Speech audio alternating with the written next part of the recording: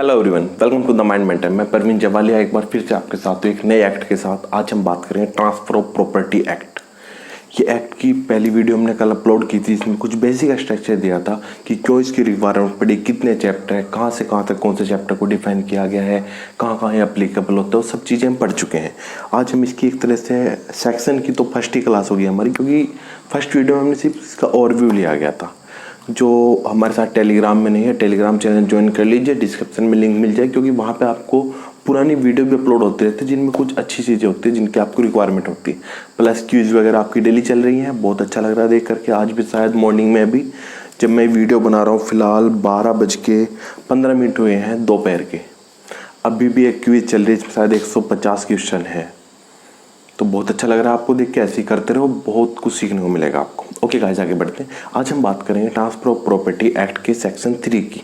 और पहली बात यह है कि आज जो एक्ट हम स्टार्ट कर रहे हैं ट्रांसफर ऑफ प्रॉपर्टी एक्ट, इसको कुछ लोग बोलते हैं टोपा, ट्रांसफर ऑफ प्रॉपर्टी एक्ट, कुछ बोलते हैं टीपीए। जो आपको मन करे आप वो बुला सकते हैं।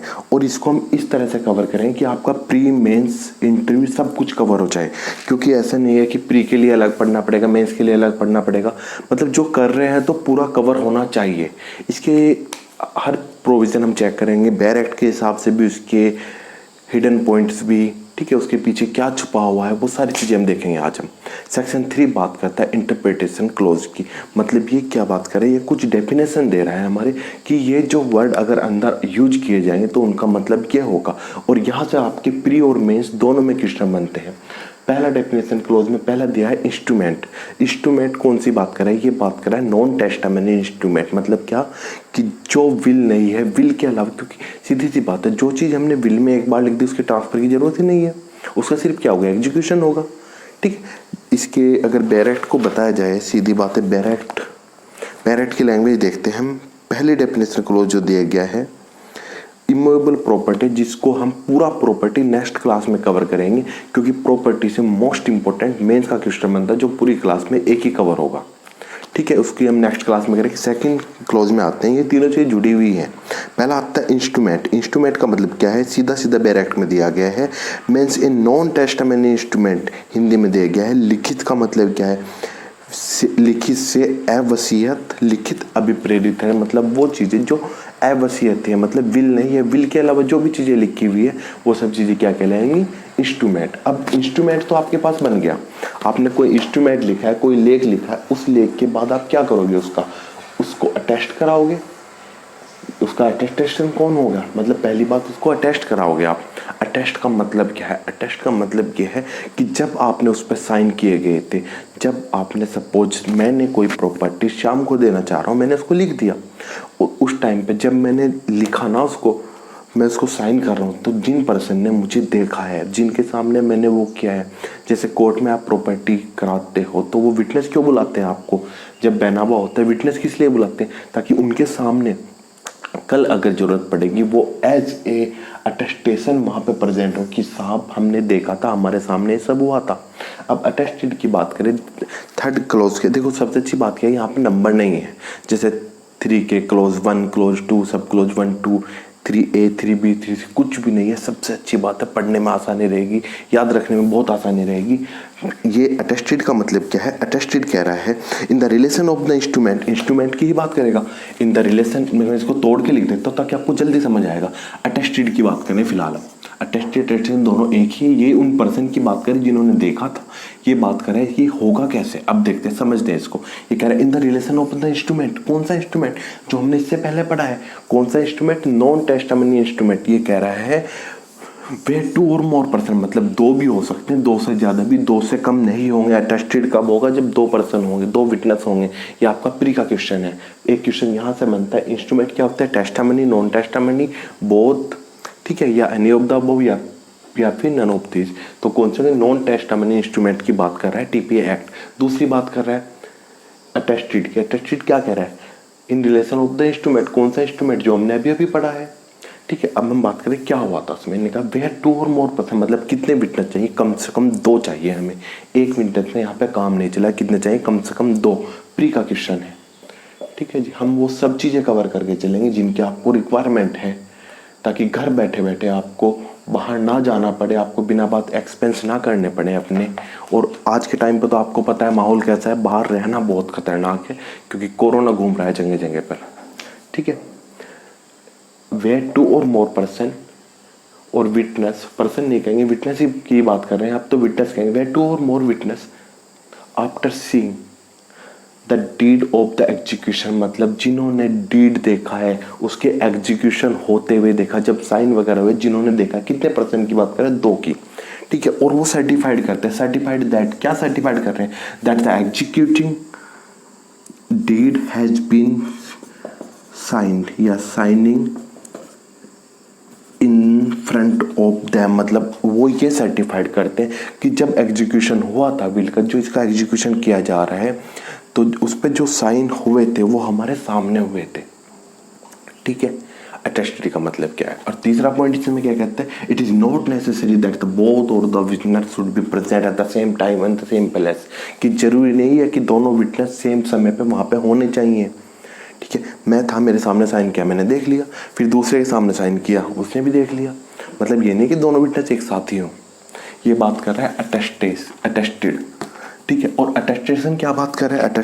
पहले अटेस्टेड को देख लेते, जो हमने अभी ये डायग्राम पढ़ा है, इसको ये प्री में तो आता ही है, मेंस में क्वेश्चन बनता है। अटेस्टेड को डिफाइन कीजिए शॉर्ट नोट में, और अटेस्टेशन क्या होता है शॉर्ट नोट में आता है, ठीक है। इसलिए मैंने इसको इतना डीपली बताया, नहीं तो आराम से अलग अलग बता के निकल जाते, ठीक है। अब इसकी लैंग्वेज देखते हैं एक बार डायरेक्ट किया। अटेस्टेड कह रहा है in the relation of the instrument, instrument के रिलेशन में means and shall be deemed to always have meant attested by 2 or more witness, 2 or more witness जो हमने अभी डिफाइन किया है। each of whom has seen the execution of the signing on the fixed is mark on the instrument has seen other signing on the instrument, मतलब उसने देखे है sign करते हुए उन सब चीज़ों को। और तीसरा पॉइंट वही है कि जरूरी नहीं है दोनों सेम टाइम पे प्रेजेंट हो वहाँ पर के, ठीक है। अगला डेफिनेशन क्लोज जो आता है आपका, अच्छा इसके लिए 2 केस है जो आप याद रखना। गोमती वर्सेज कृष्णा। गोमती वर्सेज कृष्णा क्या कह रहा है? गोमती वर्सेज कृष्णा वाले केस में नोट कर दीजिएगा। गोमती वर्सेज कृष्णा वाला केस ये कह रहा है कि parties can not be the competent witness for the attestation, कि जो पार्टी थी उनको हम विटनेस कंसीडर नहीं करेंगे। कौन से विटनेस? जो कि अटेस्टेड में दिए गए हैं। ये वाले जो विटनेस थे ना, पार्टी नहीं होंगे, पार्टी से अलग होने चाहिए विटनेस। मतलब मैं और आप कोई डीड साइन कर रहे हैं तो हम विटनेस नहीं होंगे, हम तो पार्टीज हैं, हमारे से अलग 2 विटनेस होने चाहिए, ठीक है। दूसरा कह रहा है ध्रुव साहू वर्सु परमानंद साहू। ध्रुव साहू वर्सु परमानंद सहाय, ये क्या कह रहा है? इस केस में ये हेल्ड हुआ था कि जो डीड राइटर है, जिसने डीड लिखी थी, पार्टी तो अलग अलग है, डीड राइटर तो कोई और होगा ना, वो कॉम्पिटेंट विटनेस कंसिडर किया जा सकता है यहाँ पर। क्लियर? क्या हो सकता है? कॉम्पिटेंट विटनेस किया जा सकता है। कौन सा? गोमती वर्सी कृष्ण और ध्रुव साहू वर्सी परमानंद साहू। ध्रुव वर्सी परमानंद लिख सकते हैं आप, साइटेशन की जरूरत नहीं क्योंकि काफी पुराने केस है, नाम से एग्जामिनर को पता चल जाए किसकी आप बात कर रहे हो। अगला डेफिनेशन क्लोज कर रहा है अटेस्टेशन, जिसकी हमने बात की थी, ये उनकी बात कर रहा है जो ये 2 विटनेस थे ना, इनकी बात कर रहा है। और जरूरी नहीं हम दोनों को बुलाएं, हम एक को बुलाएं तब भी हमारा काम हो जाएगा। तो इसलिए यहाँ पे विटनेस के नंबर ऑफ विटनेस डिफाइन नहीं है, लेकिन अटेस्टेड में डिफाइन है, कम से कम 2 विटनेस होने चाहिए। अब हम बात करते हैं अटेस्टेड की, अटेस्टेशन की। ये कह रहा है attesting witness dispose that he has, ही की बात कर रहा है, ही मतलब एक अकेला हो सकता है। He had seen executant sign the instrument, attested witness had put the signature below the execution of the signature, मतलब जब इसने साइन किए थे, इसने उनके साइन के नीचे अपने साइन किए गए थे देख करके, ठीक है। समझ आ रहा है? अगर पढ़ते हैं इसकी डेफिनेशन, अगर हिंदी में पढ़ा जाए, ये कह रहा है अनुप्रमाणित करने वाले साक्षी का यह कहना कि उसने निष्पादन के विलेख पर हस्ताक्षर करते देखा है। मतलब यहाँ पे जब वो विटनेस आया था उसने क्या देखा था? यही जो वो बता रहा है, he has seen the sign, मतलब साइन होते उसने देखा था सब कुछ, ठीक है। देखा है तथा उसके हस्ताक्षर के नीचे स्वयं के हस्ताक्षर किए हैं। मान जब पार्टी साइन करते हैं, अटेस्टेड विटनेस साइन करते हैं ना, उनकी बात कर रहे हैं, साइन किए हैं। और इसके लिए ठीक है, यह सही अनुप्रमाणन होगा। इसके लिए केस आप लिख सकते हैं रोकड़चंद वर्सेस श्रीमती राजेश्वरी देवी 2009। इसने सिर्फ इसी डेफिनेशन को बताया जो डेफिनेशन यहाँ पे दिया गया है, यही डेफिनेशन दोबारा कोर्ट ने अपने शब्दों में लिख दिया था, ठीक है। इसकी डेफिनेशन देते हैं, आप इसको यूज कर सकते हैं। अब देखो क्या हुआ था, पहले आपने एक इंस्ट्रूमेंट बनाया नॉर्मल, फिर उसको अटेस्टेड करा, अटेस्टेड के बाद आपके पास अटेस्टेशन की विटनेस आ गए 2 अनुप्रमाण, फिर उसके बाद क्या किया आपने? उसको रजिस्टर्ड करा दिया। क्या कराया?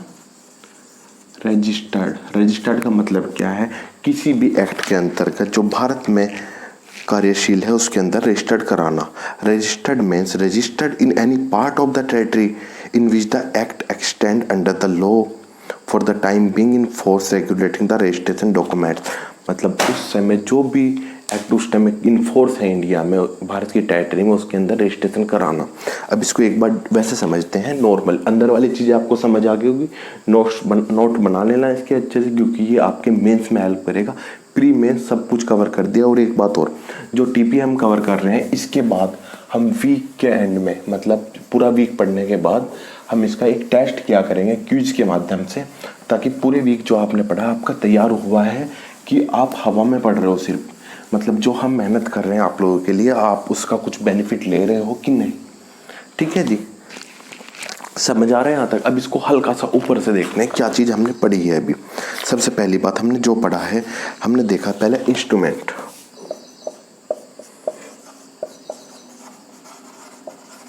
इंस्ट्रूमेंट को आपने क्या किया? अटेस्टेड कराया।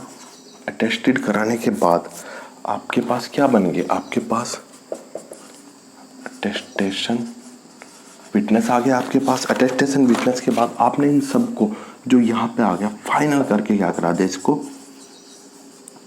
रजिस्टर्ड। ये आपके डॉक्यूमेंट्स की बात कर रहे हैं। कौन से इंस्ट्रूमेंट? Non testamentary instrument. ठीक है, यहाँ पे क्या हुआ था? नॉन टेस्टामेनी इंस्ट्रूमेंट, यहाँ पे 2 और मोर पर्सन थे, यहाँ पे ही मतलब सिंगल पर्सन भी होती है जिसने उसको देखा, आपने साइन किए, और जो इंडिया में फोर्स है उस विधि के अंतर्गत उसको आपने रजिस्टर्ड करा है। उम्मीद है ये चीज़ें आपको समझ आएगी। हम छोटी छोटी वीडियो में छोटा कवर करेंगे, लेकिन जो कवर करेंगे इसको 100% होगा। इसके बाहर कोशिश करेंगे कुछ भी ना बचे, क्योंकि लॉ इतना वाइड है, आप एक सेक्शन को खोलना चाहिए तो बहुत बड़ा खोल सकते हैं।